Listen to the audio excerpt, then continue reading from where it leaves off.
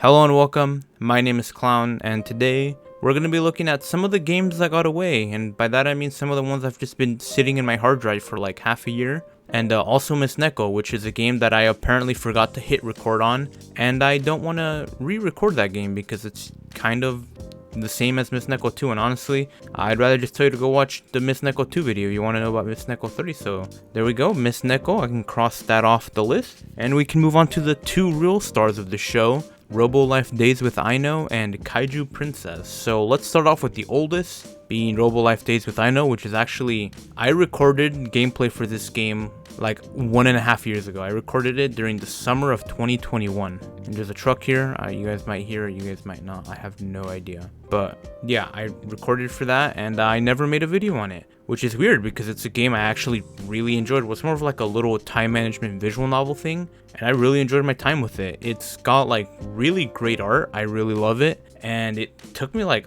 5 hours to get through. So, you know, actual like value there for a game, surprisingly. It had like a ton of scenes that you could, you know, go through. You know, you could dress up Aino, who's like the main girl. She's like a robot girl. You can like dress her up, change her up. Well, actually, technically, you're switching out her body parts because she's like a robot, and she's like, you got to switch up her body parts to fit the appropriate like use. So for the most part, you're gonna have her like work, so you have to put on the appropriate like outfit that lets her do her job, and usually the job that you have her do dictates the path that you're gonna take, because there are multiple routes that you can take. I only took two. I think I took like the general route, like the one that you like, you know, you're kind of like supposed to, like I guess like the real ending of the game, and I got that one, and that one was really good. And I also got like one where you like become an idol, because like the main story of the game is that she just kind of wants to know where she's from, so you kind of help her to that end. And obviously, since it's like a time management game, there is a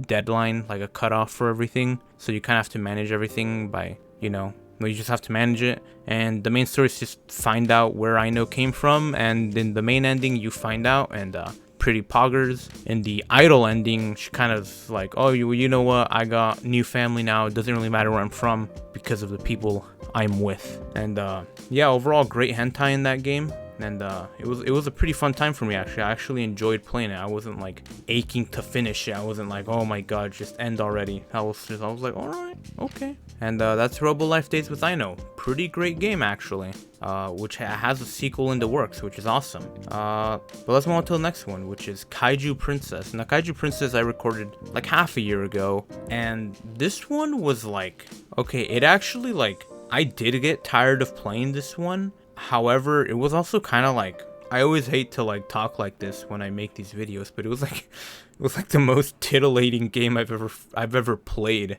because like a lot of games, they'll have you like do like a puzzle, right? And you do like 3 of them and you unlock a girl. You know, you go into the gallery, you look at it, and you know, you have like a couple icons, so you know, you can interact with it a little bit. You know, it's got like some live 2D animation going on. And then, you know, you go through it, you know, you spend like 2-3 minutes there, and then boom. No, not this game. This game's like, alright, half of this game is also like a little bit of like time management. You know, you have to, you know, manage getting your money and completing your waifu's kaiju quotas, because she's like a alien kaiju and she has to, you know, complete her terror quotas or else she's screwed. And if she's screwed, you're screwed, because you two can no longer screw.